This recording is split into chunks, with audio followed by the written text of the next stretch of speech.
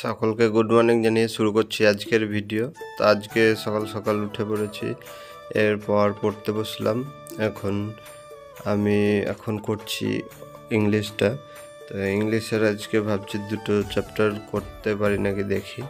তো মোটামুটি অনেকটাই হয়ে গেছে আমার, প্রতিদিন করছি। আর ইংলিশে মোটামুটি এগুলো করে আমার উপকারও হচ্ছে। তো আজকে আমি দেখি 28 নম্বরটা কমপ্লিট হলো এখন, এরপরে টাইম থাকলে করব।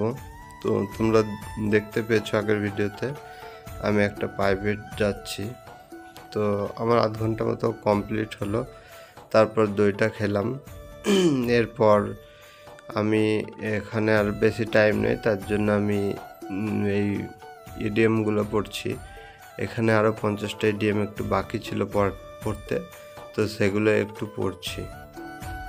তো এগুলো কমপ্লিট হলো, আমার 1 ঘন্টার মতো পড়া কমপ্লিট হলো। তো আমি আজকে প্রাইভেটটা যাব, আমি সপ্তাহে 2 দিন যাই ওখানে। তো নতুন শুরু করলাম কাল থেকে। তো আজকে দেখি খাওয়া দাওয়া কমপ্লিট হচ্ছে এখন আমার, তারপর এখন বেরিয়ে পড়লাম প্রাইভেটের জন্য।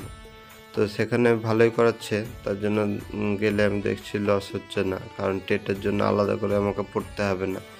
ওই পড়াতে কিছুটা প্র্যাকটিস করলে মোটামুটি হবে। বাড়ি এসে দেখছি মেঘ উঠেছে আকাশে, বৃষ্টি হয়নি, ঝড় হচ্ছিল অল্প অল্প। খাওয়া দাওয়া কমপ্লিট হলো, এরপর বিকেলের দিকে দেখছি যে আরও মেঘ উঠেছে। তো ঘূর্ণিঝড়ের একটা সবাই খবরে দেখতে পাচ্ছ দিচ্ছে। আমরা বিকেলের দিকে এসে একটা চকলেট খেলাম। তো আমাদের আসাটা ভুল হয়ে গেছিলো, কারণ আমরা ভাবছিলাম আসবো না, তাও বেরিয়ে পড়লাম।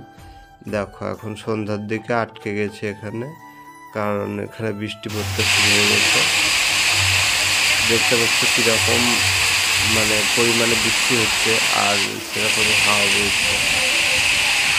এখানে দাঁড়িয়ে আছে, বাইরেই যেতে পারছি না। আমি বাড়িতে কী হবে দেখা যাক। দেখতে পাচ্ছি কীরকম পরিমাণে বৃষ্টি, এটা খুবই খারাপ হয়েছে। তো বাড়ি এসে দেখছি যে বই টইগুলো একবারে সব ভিজে গেছে, বিছানা টিছানা সব ভিজে গেছে।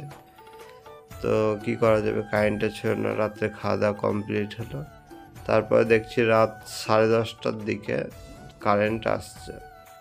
তো আজকে আর পড়া সেরকম হচ্ছে না, একটু বসেছিলাম। তো আজকের ব্লগ এই পর্যন্ত, দেখা হচ্ছে পরের ভিডিওতে। সবাই ভালো থাকবে, সুস্থ থাকবে।